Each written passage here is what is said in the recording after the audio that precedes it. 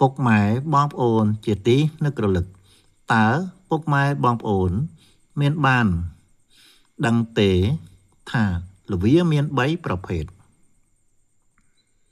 ហើយសម្រាប់ពេលនេះខ្ញុំបាទសូមលើកយកល្វាមួយប្រភេទមកជម្រាបជូនពុកម៉ែបងប្អូន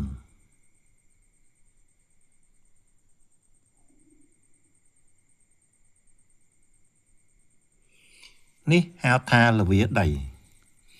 ដើម្បីកុំឲ្យពុកម៉ែបងប្អូនមានការស្រពេចស្រពិលឬមិនច្បាស់លាស់ចំពោះល្វាទាំង3ប្រភេទនេះខ្ញុំបាទនឹងជម្រាបជូនអំពីលក្ខណៈរុក្ខជាតិដូចតទៅលក្ខណៈរុក្ខជាតិជាដើមឈើតូចមានកម្ពស់5ទៅ8ម៉ែត្រមានមែករឹងមែកខ្ចីមានរោមពណ៌ត្នោតមែកចាស់រលីងស្លឹកទោលដុះទល់តងរាងសុទ្ធត្រឡប់ច្បិចចុងកែមស្លឹកមានធ្មេញរណាស្លឹកមានរោមកក្រៀតប្រវែងពី11ទៅ20សង់ទីម៉ែត្រទទឹង5ទៅ12សង់ទីម៉ែត្រតងស្លឹកមានប្រវែង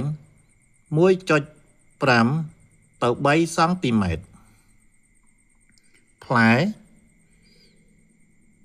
មានរាងមូលមានតងដុះជាប់នឹងដើមពេលទុំមានពណ៌លឿងកន្លែងដាំដុះក្នុងព្រៃល្បោះតាមមាត់ទឹកបន្តពូជដោយគ្រាប់ផ្នែកប្រើប្រាស់ស្លឹកផ្លែសម្បកឬសមាសធាតុគីមីមានសាប៉ូនីនបាទខ្ញុំមិនយល់ទេបាទសមាសធាតុគីមីការព្យាបាលបាទអញ្ចឹងការព្យាបាលអាចព្យាបាលជំងឺដាសាយឈឺបំពង់កជួយរំលាយអាហាររាគមួលឈឺសន្លាក់គ្រុនចាញ់គ្រុនក្តៅរលាកសួតឈឺសន្លាក់ឆ្អឹងសូមអធិស្ឋានបាទឈឺសន្លាក់ដៃជើងឈឺធ្មេញបោសក្លៀតផ្លែព្យាបាលដំបៅខ្វះឈាមក្រហមឬដូងបាតខាន់លឿងឈាមច្រមុះឈាមតាមបំពង់អាហារប្រើខាងក្រៅស្លឹកបុកបិទឬស្ងោរលាងកម្រិតប្រើពី15ទៅ30ក្រាមដាំទឹកផឹកកំណត់ចំណាំផ្លែឆៅមានជាតិពុលបាទនេះជាផលប៉ះពាល់នៃផ្លែល្វាប៉ុន្តែសូមបញ្ជាក់ជូនពុកម៉ែបងប្អូនបាទចំពោះផ្លែល្វាឆៅបើយើងយកមកកែច្នៃបាទឧទាហរណ៍ដូចជាធ្វើជ្រក់ជាដើមបាទអញ្ចឹងมันមានជាតិពុលទេបាទប៉ុន្តែក្នុងការទទួលទានសូមឲ្យមានកម្រិតផងបាទ